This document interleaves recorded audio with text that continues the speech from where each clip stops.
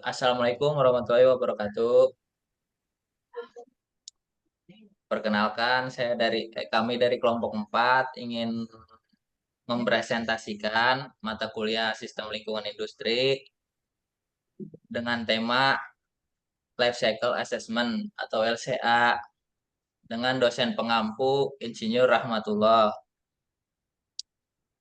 Perkenalkan, nama saya Fadila dengan NIM 335231036. Saya dari kelas IE 23 C6 dan selanjutnya teman saya boleh perkenalkan. Ya, saya dari kelas E23C6 atas nama Salwan Akama Al-Bali dengan NIM 352310388. Kemudian, Saya Taranda Gabriela dari 352310 345. Dan saya Bintang Rizky Pratama dengan NIM 352310383 dari kelas C6 juga. Oke, baik, itulah anggota kelompok 4. Akan saya mulai ya. Yang pertama, apa itu life cy- life life cycle assessment? Life cycle assessment adalah upaya untuk mengembangkan metodologi metode upaya untuk mengembangkan metodologi LCA yang banyak dilakukan pada tahun 1980-an. Industri makanan menerapkan metode LCA untuk menaksir dampak lingkungan yang disebabkan oleh produksi makanan. LCA banyak diterima dan menarik banyak perhatian individu yang berkecimpung dan konsen dengan ilmu lingkungan. Penilaian daur hidup atau life cycle assessment berkaitan dengan proses produksi atau layanan jasa dengan menghitung dan mengevaluasi konsumsi sumber daya alam dan keluaran ke lingkungan dalam semua tahap pada siklus hidup produk atau jasa, mulai ekstraksi bahan baku sampai dengan pembuangan limbahnya. LCA telah distandarisasi oleh International Organization for Standardization atau ISO melalui seri ISO 1440. Jenis batasan sistem yang umum digunakan dengan LCA meliputi cradle to gate atau yang bisa dibilang itu mencakup proses ekstraksi bahan baku hingga produk keluar dari pabrik. Cradle to grave yaitu mencakup dari ekstraksi bahan baku, penggunaan produk hingga pembuangan akhir. Gate to gate ya, hanya mencakup sebagian proses tertentu. Misalnya dari bahan masuk ke fasilitas manufaktur hingga produk siap dikirim ke pelanggan. Untuk definisi LCA, LCA dalam bahasa Indonesia penilaian daur hidup adalah cradle to grave, yaitu pendekatan untuk menilai sistem industri. Sistem cradle to grave dimulai dengan pengumpulan bahan baku dari alam untuk menghasilkan produk dan berakhir pada titik ketika semua bahan dikembalikan ke alam.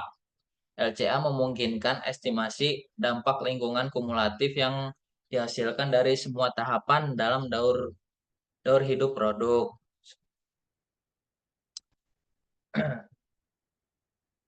Definisi LCA menurut ISO yaitu sebagai suatu teknik untuk menilai aspek dan potensi dampak lingkungan yang terkait dengan suatu produk dengan cara satu, menyusun inventory input dan output dari sistem produk. Dua, mengevaluasi potensi dampak lingkungan dari input dan output tersebut. Dan yang terakhir, menginterpretasikan hasil dari analisis inventory dan penilaian dampak sesuai dengan tujuan studi. Oke, selanjutnya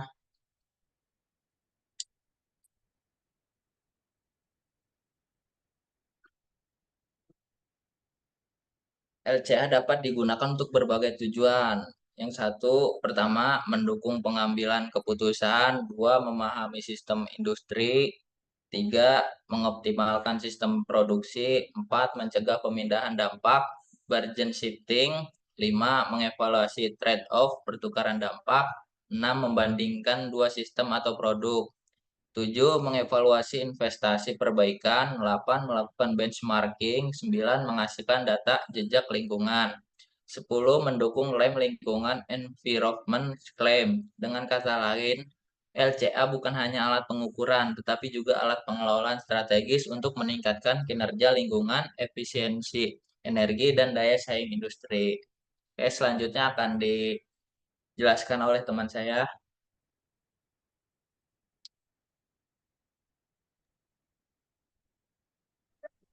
Oke, berikutnya tahapan yang biasanya dimasukkan dalam studi LCA.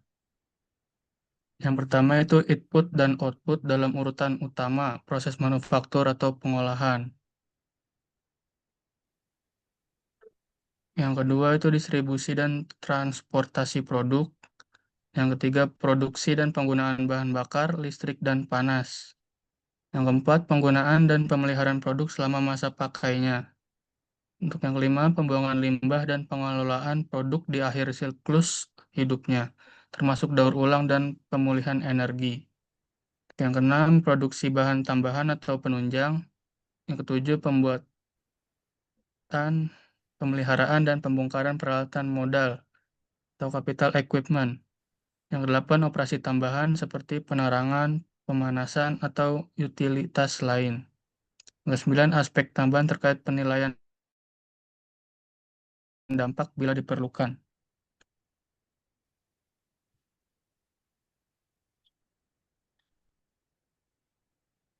Selanjutnya itu jenis-jenis studi LCA. Yang pertama, scoping, screening, dan simplified LCA.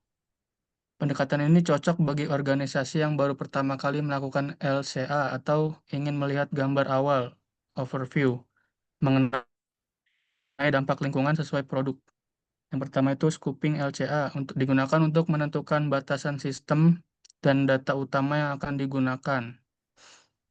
Yang kedua, screening, studi cepat yang digunakan data perkiraan, surrogate data untuk mengidentifikasi titik-titik utama, hotspot, di sepanjang siklus hidup produk.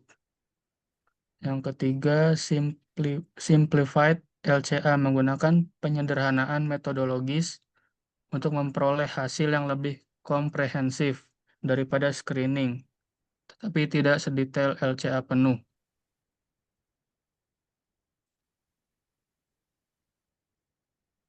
Untuk jenis-jenis studi LCA, yang kedua itu comprehensive or full LCA atau LCA lengkap.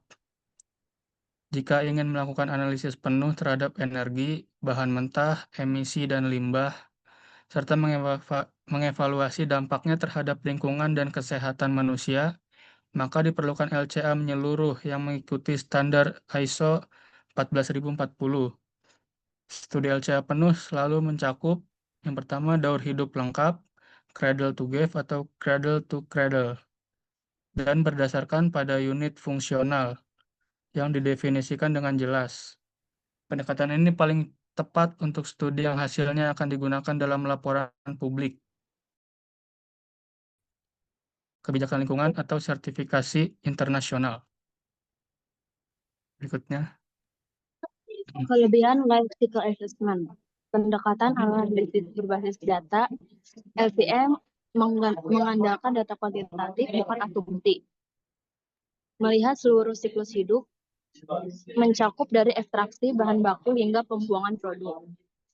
Majority trade-off, membantu memahami dampak positif dan negatif antar kategori lingkungan. Fleksibel, dapat diterapkan pada berbagai jenis sistem dan skala industri. Mendukung pengambilan keputusan, membantu manajemen dalam menyusun strategi keberlanjutan yang efektif.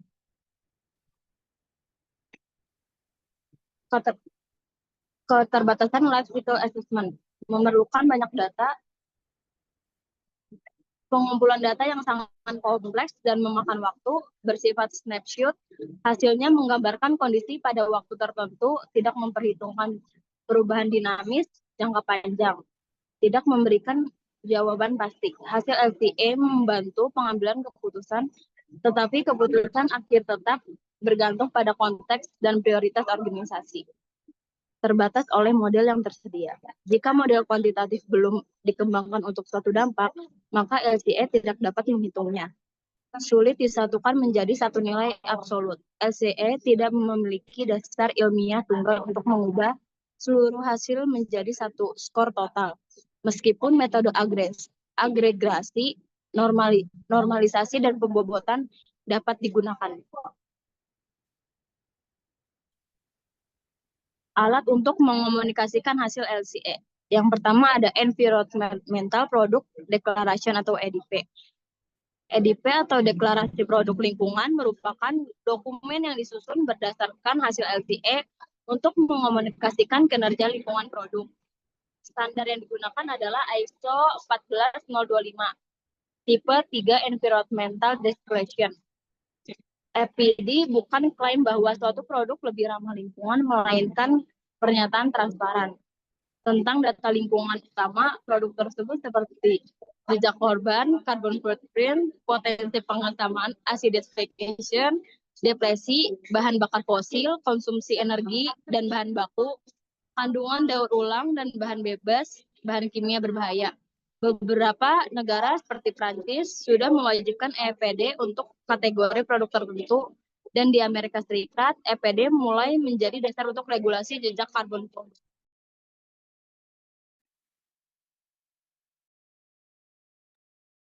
Ya, selanjutnya ada dokumen-dokumen atau alat yang dikomunikasikan untuk hasil LCA. Yang kedua ada produk kategori lulus atau PCR. Sebelum menyusun EPD diperlukan produk kategori lulus atau PCR, yaitu panduan teknis yang menentukan bagaimana LCA harus dilakukan untuk kategori produk-produk tertentu. PCR ini disusun oleh kelompok ahli multi kepentingan dan menetapkan aturan umum agar semua EPD dalam satu kategori bisa dibandingkan secara adil.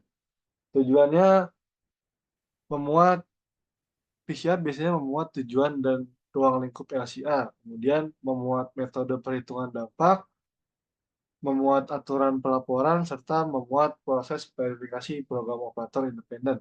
Setiap IPD yang disusun berdasarkan PCR harus diverifikasi pihak ketiga sebelum dipublikasikan secara resmi. Kemudian yang ketiga ada water footprint atau carbon footprint. Selain EPD, ada dua indikator lain yang digunakan untuk pendekatan daur hidup. Yang pertama ada water footprint atau jejak air yang dikembangkan oleh Water Footprint Networks. Ini adalah indikator untuk mengukur penggunaan air tawar di seluruh rantai pasok suatu produk. Standar internasional untuk jejak air ini diatur dalam ISO 14046 yang mencakup definisi, perhitungan inventory air, serta metode penilaian dampak. Kemudian yang kedua ada carbon footprint atau jejak karbon yang mengukur total emisi gas rumah kaca selama siklus hidup produk. Standar yang digunakan antara lain PAS 2050 atau British Standard Institution, GHG Protocol, kemudian ada ISO 14067. Ketiga standar ini memberikan panduan tentang definisi ruang lingkup, metode pengumpulan data, batas studi, serta pelaporan hasil. Dan yang keempat ada Carbon Life Cycle Assessment, CLCA atau Avoided Emissions. Ini adalah metode yang digunakan untuk menghitung dan mengkomunikasikan emisi karbon yang dihindari berkat penggunaan suatu produk atau teknologi. Contohnya bahan kimia yang mungkin membantu menghemat energi di industri, antara lain dapat mengukur emisi yang dihindari tersebut. Metodologi ini sering dikembangkan secara global oleh organisasi seperti WBCSD dan WRI, serta Asosiasi Industri Kimia Nasional, dengan tujuan untuk menciptakan standar perhitungan seragam bagi seluruh industri. Kemudian, kesimpulan dari Life Cycle Assessment adalah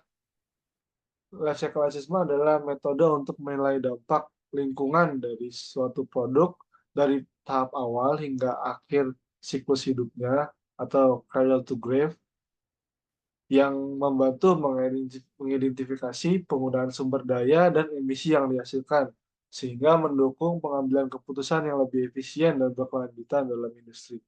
Dengan pendekatan ini, industri dapat mengurangi dampak negatif terhadap lingkungan serta mendorong terciptanya sistem produksi yang ramah lingkungan dan berorientasi pada keberlanjutan.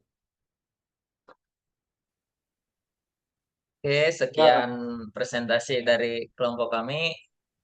Kurang lebihnya kami serahkan kepada yang di atas. Jadi terima kasih. Wassalamualaikum warahmatullahi wabarakatuh. Selamat pagi. terima kasih.